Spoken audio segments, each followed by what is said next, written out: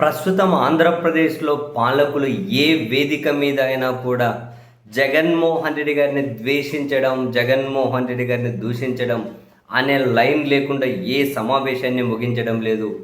చివరికి వాళ్ళు ద్వేషించడం ఏ స్థాయికి పోయింది అంటే, వాళ్ళు పైన వీడియోలలో మాట్లాడుతూ ఉంటే కింద కమెంట్లు చూస్తే చివరికి ఈ పాలకుల ఫోటోలను డీపీలుగా పెట్టుకున్న అకౌంట్ల నుండి కూడా అయ్యా బాబో సారో ఇంకా ఆపుతారా మీరు, అధికారంలోకి వచ్చి 3వ సంవత్సరం ఎంటర్ అయ్యాము, ఇంకా జగన్ జగన్ జగన్ జగన్ అని చెప్పి ఇంకెంతకాలం ఆయన నిందించుకుంటూ పోదాం, ఫస్ట్ మీరేం చేశారు, మనం ఏం చేస్తున్నాం అన్న విషయాలన్నా చెప్పండి, విసుగు పుడుతోంది అని చెప్పి వీళ్ళ ఫోటోలను డీపీలుగా పెట్టుకున్న అకౌంట్ల నుంచి కూడా దండం పెడుతూ కమెంట్లు పెడుతున్నారంటే ఇంకా ఏ స్థాయిలో వీళ్ళు జగన్మోహన్ రెడ్డి గారి మీద ఫ్రస్ట్రేషన్తో అల్లాడిపోతున్నారు, జగన్మోహన్ రెడ్డి గారి మీద ద్వేషము దూషణలే వీళ్ళ రాజకీయ భవిష్యత్తుకు ఆక్సిజన్లా పనిచేస్తాయని చెప్పి వీళ్ళు నమ్ముతూ ఉన్నారు.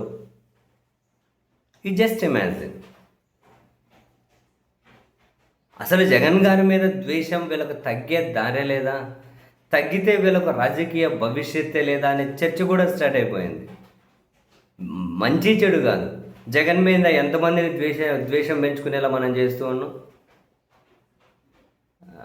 ఎంతమందిని మనం ఆ ద్వేషం అనే ట్రాన్స్లోకి ఇలా దుబ్బేస్తూ ఉన్నాం. ఇదే పెద్ద ప్రధానమైనటువంటి ఎజెండా అయిపోయింది వీళ్ళకు. అంటే ఏ స్థాయిలో అంటే, ఇప్పుడు జగన్మోహన్ రెడ్డి గారు గుడికి వెళ్ళినా కూడా నీ దేవుని దగ్గరికి నువ్వు వెళ్ళు, ఆ గుళ్ళని ఎందుకు తిరుగుతున్నావు అని చెప్పి, అసలు ఆ కామెంటు ప్రభుత్వ పెద్దగా ఉన్న వ్యక్తి చేసే వ్యాఖ్యాన అది.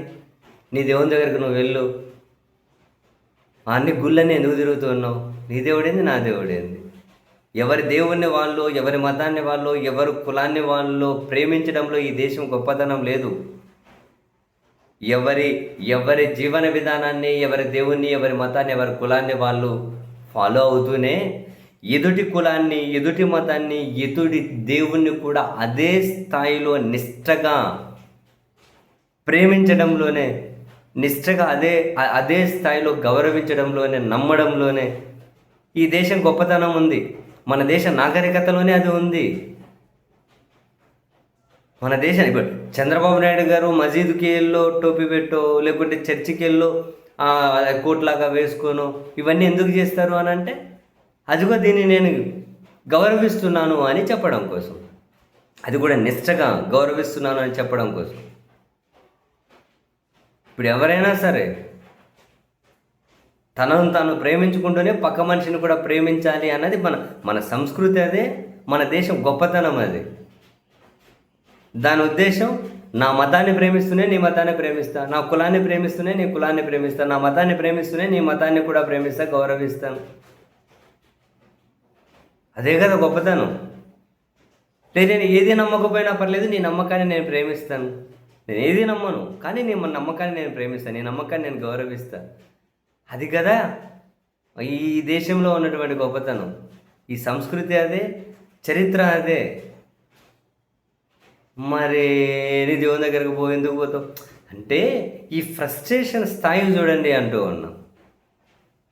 అసలు జగన్ మీద ఫ్రస్ట్రేషన్ తగ్గి ఛాన్సే లేదా అంటే నన్ను అడిగితే ముమ్మాటికి లేదు. ఎందుకంటే ప్రభుత్వ పరంగా ఏవైనా ప్రజలకు అద్భుతాలు చేస్తూ ఉంటే లేదు, వీళ్ళు ఇచ్చిన మేనిఫెస్టోల్లో 100% కాకుండా కనీసం 60%, 50% అని అమలు చేసే పరిస్థితి అయినా ఉండింటే దాన్ని ప్రచారం చేసుకునే వాళ్ళేమో. కానీ అటువంటి పాలనలో అద్భుతాలు లేవు, ఇచ్చిన మేనిఫెస్టో అమలు సక్రమంగా లేనప్పుడు ఇక జగన్మోహన్ రెడ్డి గారిని దూషించడం, తన మీద ద్వేషాన్ని ప్రదర్శించడం, ఇదొక్కటే సింగిల్ లైన్ ఎజెండా. తప్పదు, నెక్స్ట్ రాబోయే 2.5 సంవత్సరాలు కూడా దీన్ని రాష్ట్ర ప్రజలు భరించాల్సిందే.